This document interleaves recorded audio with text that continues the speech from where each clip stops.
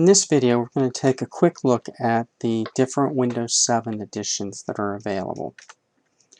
Windows 7 comes in 6 different editions. The first one is Starter, next is Home, Home Premium, Professional, Ultimate, and finally Enterprise. Now each of these has their own special and unique settings.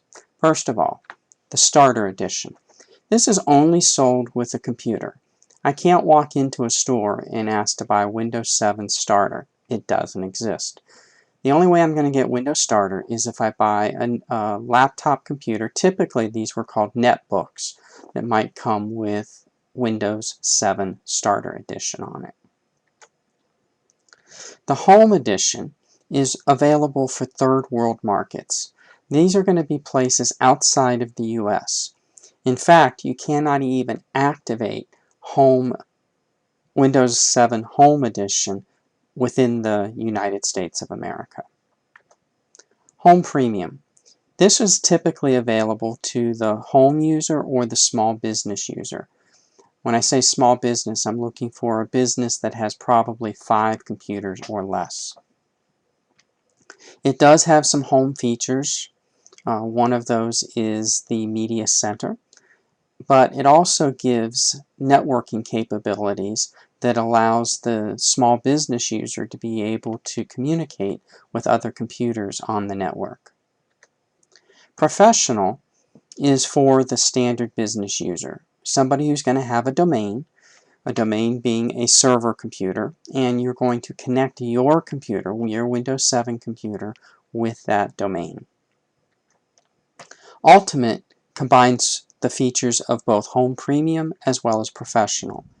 In the Ultimate version, I can join a domain like I do in the Professional version, but I also have access to things like the Media Center, which isn't available in the Professional edition.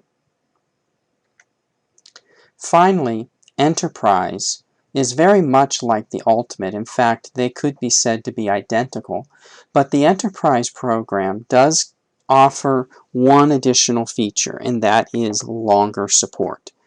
Where Ultimate provides the user with 5 years of support, the Enterprise version of the same product, Microsoft will offer 10 years of support from when the product was first released.